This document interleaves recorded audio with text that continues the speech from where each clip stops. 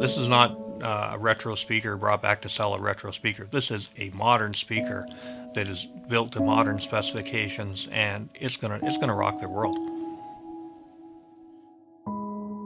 I'd say excited could be an understatement. I remember this iconic speaker from back in the 80s. There was an old commercial that featured it. It's the iconic speaker from the Maxell ad in the 70s, the blown away ad, and everybody remembers the martini glass falling over. The original L100 came out in 1971, and it was a derivative of the 4310. We found that engineers were taking these speakers home and using them as their home hi-fi. They realized, well, the 4310 doesn't look that great at home. Let's make a nice looking piece of furniture for home. And the first L100 was born.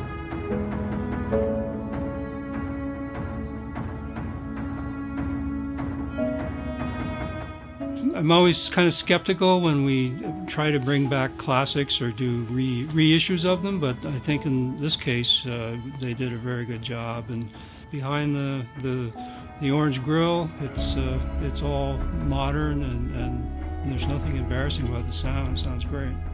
This was a product that has so much heritage, and JBL is all about the heritage, and it's a product people want. They love this stuff. We previewed the speaker back in January at CES, and the response was overwhelmingly positive. The stories that people have about this speaker, the love affair, the romance around it, and some people were just like, yes! Wow, I love it. It was that type of response almost every single time, going, man, those sound great. So we were able to take this really favorite speaker by a generation of people, and now that we figured this is a great time to re-release it, but with an update of its acoustic technology. The development team that worked on the L100 was a pretty broad swath of people from the product standpoint. Actually, the chief engineer for this particular project is one that had worked on the L100 T3 back in the day, and our industrial design team really had a lot of fun digging back into what we had done historically, but how do you do a modern take on that without really losing a lot of the identity that the product had and a lot of the factors that make it so instantly recognizable to people. It's one of the few models that when you think JBL, most people think L100. They may not know what it's called, but most people remember the grille.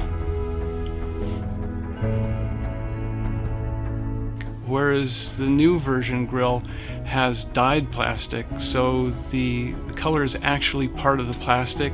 There are no solvents involved, and this grille will last longer.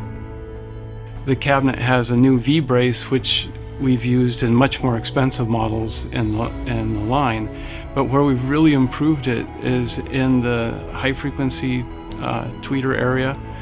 We're using a real dome tweeter that's titanium with a soft surround, and also in the woofer area, but the network is completely different. And we've had people come in and listen to it that used to sell the old L100 and say, oh my God, this image is way better.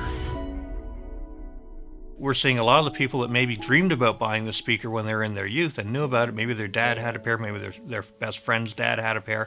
Well, now they can get a pair, and they're going, oh, I want that speaker. I remember that speaker, and I want a pair, and wow, it sounds really amazing. I remember seeing the original L100 in Pacific Stereo when I was a kid. I never thought I'd actually do a new one.